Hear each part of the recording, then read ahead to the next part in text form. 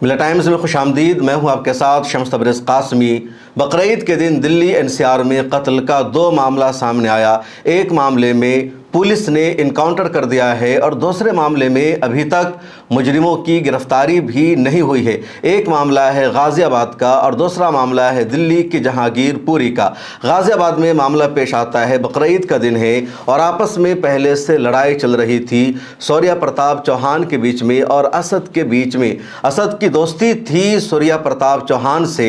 बकरीद वाले दिन असद ने अपने दोस्त सूर्या प्रताप चौहान को घर पर बुलाया और कहा, आओ घर पर तुम्हारी दावत है, मिलकर बिरयानी खाएंगे। सूर्या प्रताप चौहान असद के घर पर जाता है और जैसे ही वह घर पर जाता है वहां आपस में दोनों की लड़ाई शुरू होती है और असद चाकू से हमला करके सूर्या प्रताप चौहान को मार देता है। सूर्या प्रताप चौहान को अस्पताल में एडमिट किया जाता है लेकिन उसकी जान नहीं बच पाती है, उसकी मौत हो जाती है। जैसे ही उसकी मौत होती है, सूर्या प्रताप चौहान की मां मीडिया से बातचीत करते हुए कहती है कि असद ने, मुसलमानों ने मेरे बेटे को बकरा की तरह ज़बह कर दिया। बकरीद का दिन था और बकरीद के दिन मुसलमान जानवरों को ज़बह करके कुर्बानी पेश करते हैं, लेकिन असद ने मेरे बेटे की ही कुर्बानी पेश कर दी है। उसका इनकाउंटर होना चाहिए, उसको मारा जाना चाहिए, उसके घर पर बुलडोज़र चलना चाहिए। एक तरफ बकरीद के दिन ये गाज़ियाबाद की घटना हुई, उसी दिन उसी तारीख़ में दिल्ली के जहांगीरपुरी में भी एक मामला हुआ। अरबाज नाम का एक नौजवान अपने दोस्तों के साथ बैठा हुआ था। उसने एक छोटे हिंदू लड़के से कहा, तुम दुकान पर जाओ और सिगरेट ख़रीद कर ले आओ। छोटा लड़का, वो हिंदू बच्चा था, तकरीबन 10-11 साल उसकी एज रही होगी। उसने जवाब दिया, क्या मैं तुम्हारे बाप का नौकर हूँ कि तुम्हारा काम करूँगा, तुम्हारे लिए सिगरेट लेकर आऊँगा। वो सिगरेट लेकर नहीं आया, बात ख़त्म हो गई। अब वो लड़का अपने घर जाता है और अपने भाइयों से बताता है, अरबाज ने फ़लाँ ने मुझे सिगरेट लाने के लिए कहा था, मैं नहीं लाया, मैंने उसको इस तरह जवाब दिया। अब उस छोटे लड़के का बड़ा भाई आ जाता है, चीमा, सौरभ, उसके साथ कुछ और लड़के होते हैं, 4-5-6 लड़के आ जाते हैं जहाँ पर अरबाज बैठा हुआ था जहांगीरपुरी में। उसके दूसरे दोस्त बैठे हुए थे और उनसे लड़ाई शुरू हो जाती है। सौरभ, चीमा, ये लोग आकर कहते हैं अरबाज से, तुम्हारी हिम्मत कैसे हुई मेरे छोटे भाई से सिगरेट मंगवाने की, तुम्हारी औकात क्या है, क्या मेरा भाई तुम्हारा नौकर है? अरबाज ने, उसके दोस्तों ने जवाब दिया, हमसे गलती हो गई, बात को ख़त्म करो। वो छोटा बच्चा है, यहाँ पर हम लोग बैठे हुए थे, हमने यूं ही उससे कह दिया कि सिगरेट ला दो, वो नहीं लाया, हमें कोई शिकायत नहीं, बात यहीं पर ख़त्म हो चुकी है। लेकिन अरबाज माफ़ी मांगता रहा, वो बात को ख़त्म करता रहा। सौरभ और उसके दोस्तों ने बात को बढ़ाना शुरू कर दिया। फिर इधर से भी कुछ इन लोगों ने कहा और ये जो लड़ाई बातों की शुरू हुई थी हाथापाई में तब्दील हो गई। उसके बाद चाकू से, दूसरे हथियारों से सौरभ और उसके दोस्तों ने अरबाज और उसके ग्रुप पर हमला कर दिया और इतना मारा कि अरबाज की वहीं पर मौत हो जाती है। अरबाज को अस्पताल में एडमिट किया जाता है, उसकी जान नहीं बचती, उसकी मौत हो जाती है। पुलिस में पूरा मामला पहुंचता है। पुलिस ने बताया कि सौरभ इसमें शामिल है, चीमा शामिल है, देबू शामिल है, कुछ और लड़के शामिल हैं। कुछ को पुलिस ने डिटेन किया है, गिरफ्तार किया है, लेकिन सौरभ को असल मुजरिम बताया जा रहा है, सौरभ ही असल कातिल है। अभी तक सौरभ की गिरफ्तारी नहीं हुई है। अब ये 2 मामला, ये मामला जहांगीरपुरी का जो आपने सुना, इस पूरे मामले में जिसको कत्ल किया गया उसका नाम अरबाज है, वो मुसलमान है। जो लोग मारने वाले हैं वो कौन है? अब पुलिस ने कुछ को गिरफ्तार किया, कुछ को गिरफ्तार नहीं किया। किसी का इनकाउंटर नहीं हुआ है, किसी के घर पर बुलडोज़र नहीं चला है और मीडिया में इस खबर का कहीं कोई तस्करा नहीं है। दूसरी तरफ गाज़ियाबाद का मामला है। गाज़ियाबाद के खोड़ा थाना इलाके में सूर्या चौहान रहता था और वहीं असद की फैमिली भी रहती थी, मदरसे वाली गली कहलाती है। अब जब सूर्या चौहान का कत्ल हो जाता है असद के हाथों, तो मीडिया में इस खबर पर कल से हंगामा बरपा है। तमाम हिंदुवादी संगठन के जो लीडर्स हैं वो सब गाज़ियाबाद में डेरा डंडा डाल चुके हैं। पुलिस पर प्रेशर बनाया गया और फाइनली पुलिस ने आज सुबह सुबह इनकाउंटर करके असद को मार दिया। पुलिस की तरफ से इनकाउंटर का जो बयानिया सामने आया है उसमें यह कहा गया कि पुलिस ने असद और उसके साथियों को पकड़ने की कोशिश की।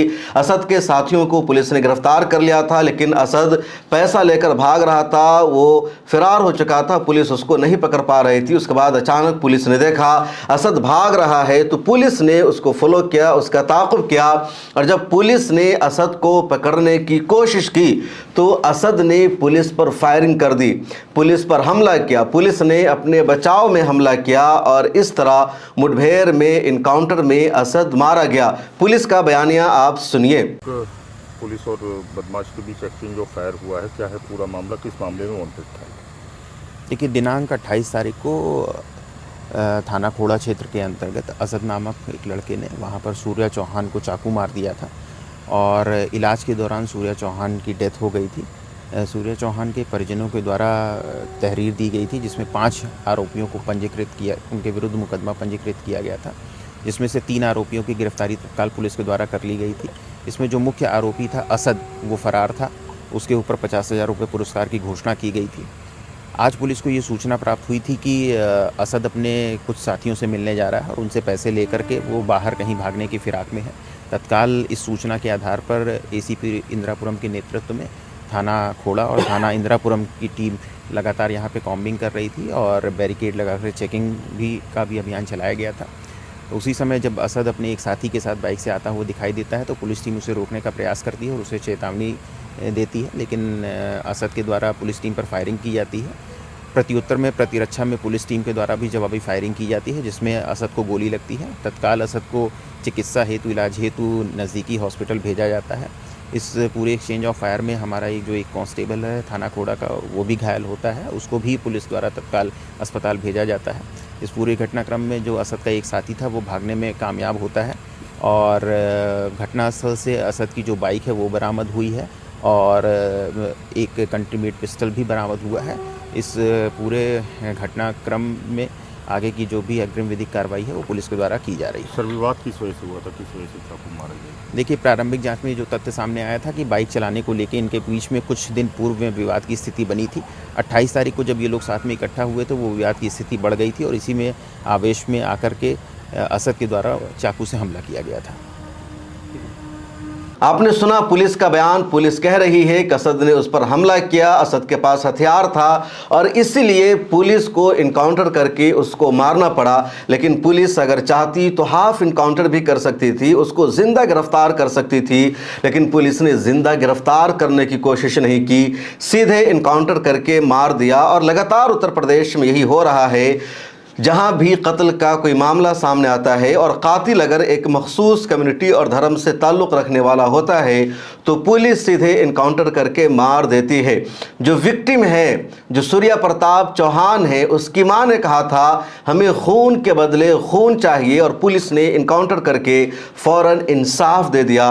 दूसरी तरफ जहांगीरपुरी का मामला है, सौरभ जो असल मुजरिम है और अरबाज के भाई कह रहे हैं कि सौरभ ही पूरे ग्रुप का जिम्मेदार है, अभी तक उसकी गिरफ्तारी भी नहीं हुई है। अब दूसरा मुतालबा यह हो रहा है कि गाजियाबाद में असद का जो घर है उसको बुलडोज कर दिया जाए, उसको डेमोलिश कर दिया जाए। सच्चाई यह है कि असद और सूर्या प्रताप चौहान के बीच की जो लड़ाई है, इस लड़ाई में कोई कम्युनल एंगल नहीं है, कोई रिलीजन का मामला नहीं है, बल्कि दोनों की आपसी लड़ाई थी। सूर्या प्रताप चौहान और असद दोनों दोस्त हुआ करते थे, दोनों का आपस में ताल्लुक था और 6 महीना पहले दोनों के बीच में किसी बात पर लड़ाई हुई थी। असद ने कहा था हम बदला लेंगे, सूर्या प्रताप चौहान ने भी असद को धमकी दे रखी थी, दोनों में ताल्लुकात भी अच्छे हो गए थे और इसी ताल्लुकात की बुनियाद पर असद ने बुलाया था। अब हिंदुत्ववादी तंजीमों ने, दक्ष चौधरी ने, पिंकी चौधरी ने, इस पूरे ग्रुप ने इस पूरे मामले को कम्युनल एंगल देना शुरू कर दिया है। इन लोगों ने वहां जाकर डेरा डंडा डाल दिया है और पूरे माहौल को खराब करना शुरू कर दिया है। इस पूरे मामले में सबसे ज्यादा सवाल उठ रहा है पुलिस के इनकाउंटर पर। पुलिस अगर चाहती तो हाफ इनकाउंटर करके गिरफ्तार कर सकती थी और सिर्फ एक दिन पहले का मामला है, फिरोजाबाद में जितेंद्र पाठक नाम के एक शख्स ने अपनी महबूबा के, अपनी गर्लफ्रेंड के 1.5 साल बच्चे को पटक पटक कर मार दिया। सोशल मीडिया पर वो वीडियो वायरल हो रही है और रूह कांप जा रही है उस वीडियो को देखकर कि कोई शख्स इतना जालिम कैसे हो सकता है, इतना बदतरीन दुश्मन कैसे किसी का हो सकता है जो 1.5 साल के मासूम बच्चे को पटक पटक पटक कर मार दे। आप विजुअल स्क्रीन पर देख सकते हैं, सड़क पर जितेंद्र पाठक 1.5 साल के बच्चे को पटक रहा है, मार रहा है। और जब ये पूरा मामला वायरल हुआ, पुलिस तक शिकायत पहुंची, तो पुलिस ने जितेंद्र पाठक का इनकाउंटर करके कत्ल नहीं किया, बल्कि पुलिस ने हाफ इनकाउंटर किया। और फुल इनकाउंटर हाफ इनकाउंटर की तशरीह भी अलग अलग होती है। पुलिस को अगर किसी मुजरिम को गिरफ्तार करना होता है, उसकी जान बचाना होता है, तो पुलिस पाँव में गोली मारती है, रबड़ की गोली का इस्तेमाल करती है और इस तरह मुजरिम गिरफ्तार हो जाता है। लेकिन पुलिस को अगर किसी को मारना होता है तो पुलिस फिर पाँव पर गोली नहीं मारती है या रबड़ का गोली पुलिस इस्तेमाल नहीं करती है, बल्कि सीधे सीने में गोली मारी जाती है, सर में गोली मारी जाती है, कहीं और शूट किया जाता है और जो मुजरिम होता है, जो आरोपी होता है, वहीं पर ढेर हो जाता है। अब एक साथ 2 मामला पेश आया है। असद को पुलिस ने फुल इनकाउंटर करके सीधे मार दिया, यहाँ भी पुलिस हाफ इनकाउंटर कर सकती थी। दूसरी तरफ नाम जितेंद्र पाठक है, जिसका जुर्म सबसे ज़्यादा संगीन है, तो हाफ इनकाउंटर करके उसको गिरफ्तार किया गया। एक और अहम तरीन खबर मेरठ से सामने आई है। बकरीद के दिन मेरठ में कुछ शरपसंदों ने, कुछ गुंडों ने मुसलमानों के खिलाफ साजिश रचने का मंसूबा बनाया था, दंगा भड़काने की प्लानिंग थी। लेकिन मेरठ पुलिस को सैल्यूट करना होगा, जिन्होंने ईमानदारी से काम लिया और शरपसंदों के मंसूबे को नाकाम बना दिया। मामला यह है कि एक 12 साल का लड़का कुर्बानी का जो वेस्ट होता है, जो उजड़ी होती है, उसको कहीं फेंकने के लिए जा रहा था, लेकिन रास्ते में उसका कुछ पार्ट कहीं पर गिर गया। अब पुनीत नाम का एक व्यक्ति आता है, उस गोश्त के हिस्से को या ओझरी के पार्ट को वो वहाँ से उठाता है और एक मंदिर के सामने जाकर फेंक देता है। उसके बाद वो 112 पर कॉल करता है, पुलिस को जानकारी देता है कि मुसलमानों ने मंदिर के सामने गोश्त फेंक दिया है, हिंदुओं के जज्बात को ठेस पहुँचाने की कोशिश की है। जैसे ही पुलिस रूम में खबर पहुँचती है कि मंदिर के सामने गोश्त का लोथरा पाया गया है, बकरीद का दिन है, पुलिस फ़ौरन एक्टिव हो जाती है, पुलिस की पूरी टीम पहुंचती है, गोश्त को वहां से उठाया जाता है। उसके बाद पुलिस जानने की, तहकीक करने की कोशिश करती है कि यहाँ पर गोश्त कैसे आया, किसने फेंका। पहली फुर्सत में यही इल्ज़ाम लगा दिया गया कि मुसलमानों ने फेंका है, मुसलमानों ने दंगा भड़काने की कोशिश की है। लेकिन जब पुलिस ने सीसीटीवी कैमरे को खंगाला, छानबीन की, तो पता चला कि जिसने 112 नंबर पर डायल करके कॉल किया था, जिसने पुलिस को जानकारी दी है, उसका नाम पुनीत है और उसी को देखा जा रहा है कि एक जगह गोश्त गिरा हुआ था, वहां से वो उठाता है, वो मंदिर के पास लाकर उसको फेंकता है और फिर पुलिस को उसने कॉल किया। पुलिस ने मज़ीद तफ्तीश की तो पता चला कि एक 12 साल का लड़का जानवर का वेस्ट कहीं फेंकने जा रहा था, साइकिल से रास्ते में गिर गया और फिर पुनीत ने इस पूरी साजिश को अंजाम दिया। सुनिए मेरठ पुलिस को।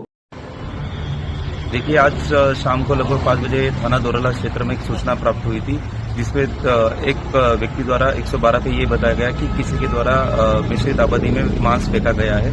तुरंत पुलिस ने इस बात को गंभीरता से लेते हुए एसएसआई द्वारा वहां पे मौके पे जांच की गई, सीसीटीवी फुटेज देखे गए, तो इसमें ये ज्ञात हुआ कि एक 12 साल का बच्चा जो अपने साइकिल पे जो घर का जो वेस्टेज मांस था जो उसको लेके जा रहा था, वो साइकिल से उसके नीचे गिर गया था।